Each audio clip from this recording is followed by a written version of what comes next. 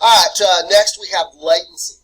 Latency is a characteristic of opinions that have not been fully crystallized or precisely articulated.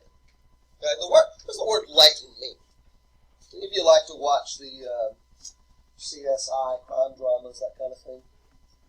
Watch those programs? Nobody watches those programs? They're always talking about latent fingerprints. Okay. What is that? What are they talking about? Anybody here a criminal justice student thinking about going in that direction? No. Fingerprint expert? Ever been arrested? Ever been fingerprinted? When they talk about latent fingerprints, as I understand it, well, I'm really talking out of school here, but I think I might be on the right track here. There, like maybe some surface, there might be lots and lots of different fingerprints on it. Fingerprints on top of other fingerprints, right? And so they're trying to get to a particular fingerprint. It's latent. It's underneath, right? I don't know how they do that. I don't know what the science is of how they remove those layers of fingerprints to get to the latent fingerprint. So the idea of latency here sort of suggests opinions that lie underneath, but they're not really clear because they're not on the surface. If that makes any sense, right? Latency is a characteristic of opinion that's most relevant to something that we are going to call a valence issue. And so now we have a third type of issue, or sometimes, I guess some people might pronounce it a valence issue. So we've got electoral issues, we've got positional issues, and now we've got valence issues. Okay? So,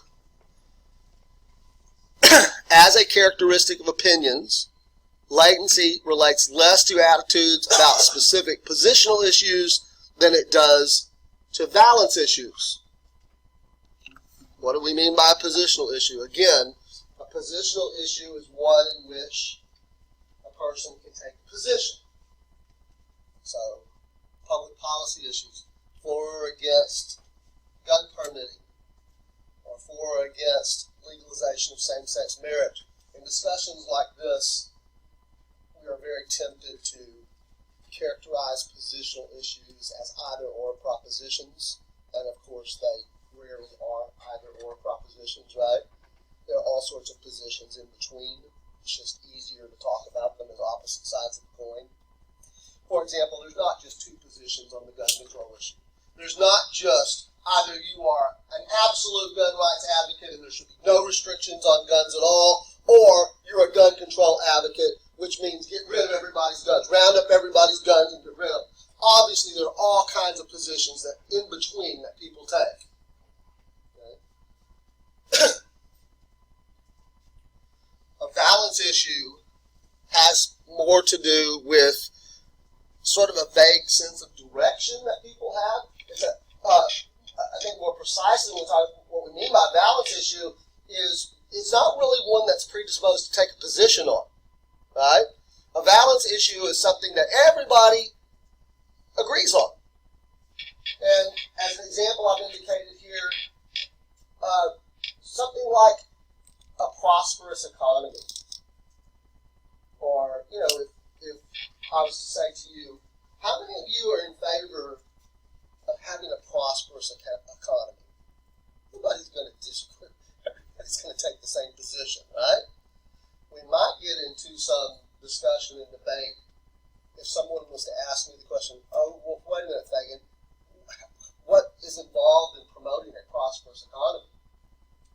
And I say, oh, well, how about some tax cuts and some decreased government spending on wasteful, then we're going to get all kinds of debate, right?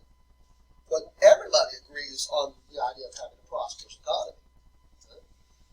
Everybody's in favor of peace. You want some debate? Well, raise the question of how you promote peace. Do you promote peace from a position of strength and toughness, or do you promote peace by diplomacy and being willing to compromise? That sort of thing. Who would take a position against the proposition of having less crime or no terrorism? Those are balance issues, okay? And as I started to say that those kinds of issues seem to be more relevant when it comes to judgments about directions. Pollsters frequently ask samples of Americans these kinds of questions in their surveys. They'll ask a question like, is the country headed in the right direction? And the way that people answer those questions the research indicates, appears to have a direct connection to their assessments about leadership performance. Okay? I can't really get all that on there. Right? It says down there at the bottom, assessments of presidential leadership. In other words, when people are asked, do you approve of the way that President Trump is handling his job? Or if you want to go back historically, President Obama, President Bush, President Clinton, etc. When people are asked those questions, the evidence seems to suggest that people say that they approve or disapprove, not so much based on whether they have a good understanding or agreement with what the president's policy agenda is, but more on a sense of whether they think the country is headed in the right direction. You understand what the Valence issue is there? If I was to ask you, should the country be headed in the wrong direction or the right direction? Everybody's going to say the right direction. Okay? That's a Valence issue. Everybody thinks the country should be headed in the right direction. Right? Now what I'm suggesting to you is that when we think about how well a president is doing his job, it seems to have less to do with his position on a specific issue, any specific issue or any number of issues, and more to do with a general sense of direction. Now, that can work both ways for a president. Here are a couple of presidents in recent memory, at least my recent memory, that Valence issues seem to work in their favor, both Ronald Reagan and Bill Clinton. So notice here, by the way, the pink colored line, or magenta, I guess that's a magenta color, is the percentage of people who indicate that the country is on the wrong track. Okay? And the navy colored line is the trend line, is the one that says the percentage of people that say the country's on the right track. Okay? For most of this period that we're looking at here, which runs from mid-1970s when Jimmy Carter was president to about 2008, right, when George W. Bush was president, you can see that for most of that period, majorities of Americans thought the country was on the wrong track. Okay? And there's only a few little periods in there where people thought the country was on the right track. Now, for Reagan, that was very important because at the particular periods of time that it occurred, Reagan, what I'm telling you, for example, is that Reagan was probably reelected in 1984 largely because, not because Americans agreed with Ronald Reagan on specifics. In fact, public opinion polls showed quite the opposite, that on many, many issues of the day back in the 1980s, most Americans had serious disagreements with Ronald Reagan on the specifics of public policy. But what Reagan did seem to provide was a sense of confidence among Americans that the country was doing okay. That's what the importance of Valence issues is here. And it allowed, in this case, Ronald Reagan to pursue his policy agenda and be reelected in a landslide because of a general sense that people had that everything was on the right track. Right? And then you can see the same sort of thing here for Bill Clinton. Bill Clinton, at the time of his reelection bid, sees a spike in the number of people who perceive that the country is on the right track. Right? Even though there's not a overwhelming evidence that Americans agreed with Bill Clinton on specifics. Here's a few presidents, oh, by the way, throw that little bit in there. Polls taken at the end of both Reagan's term, both of these were two-term presidents. Polls taken at the end of Reagan's second term and at the end of Clinton's second term majorities of Americans indicated that they would have reelected the president had he been eligible to serve for a third term. Again, largely on the basis of direction. Even though Bill Clinton was impeached. Bill Clinton was impeached by the United States House of Representatives. Interestingly enough, left office in early 2001 with the highest approval ratings of any modern president. How is that possible? What I'm trying to tell you, what my old professor Harold Dowling Clark would argue, here's the significance of Valence issues.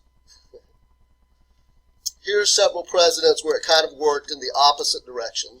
Okay? Jimmy Carter in the mid-late 1970s, the elder Bush, George H.W. Bush, both of whom were one-term presidents. Okay? You can see that for both of those individuals, you have these huge spikes in the percentage of people that think that the country's on the wrong track about the time of their re-election efforts. And then for George W. Bush, you can see that you have one period here where the Navy line is above the magenta line, indicating that more people think that the country's on the right track. That's right in the aftermath of 9/11, 2001, right? But you can see that starts to decay, and the percentage of people who think the country's on the wrong track as the war drags on, the war in Iraq drags on, as the economy begins to deteriorate into the Great Recession, you can see that the percentage of people that think that the country's on the wrong track deteriorate. By the way, public opinion polls after George W. Bush's second term indicated that they would not have reelected. The public indicated that they would not have reelected him. Here's Barack Obama, okay? Our most recent past president. You can see for the entirety of the Obama presidency, more people thought that the country was headed in the wrong direction than in the right direction. Okay? Yet Obama was reelected in 2012. Well, again, my old professor, I mentioned my old professor Harold Dowling Clark because this is kind of his area of research. And what he tells us is that it's not really necessary that more people think that the country's headed in the right direction than the wrong direction. The real issue is timing and the direction that this line is moving. So as we approach, bear with me for just a second, as we approach Obama's re-election bid in 2012, there's a significant upward movement of that. Now, even though it's not above this, it's moving in the direction that's favorable to Obama. So timing and which way this line is moving. Now, what will it look like for Trump in 2020? Well, your guess is as good as mine, okay? But here are the numbers that we have so far, okay? Like Obama, for Trump, the numbers of people who think the country's headed in the wrong direction is much greater than the people who think the country's headed in. What is wrong with Americans? Why are we so convinced everything's so wrong? I mean, what? We're just a bunch of whiners, aren't we? For this entire period, that majority of Americans think, oh, the country's just headed in the wrong direction. Seems like a pretty good place to live in. To me, maybe I'm just nuts. At any rate, we'll have to wait until we get closer to the 2020 election.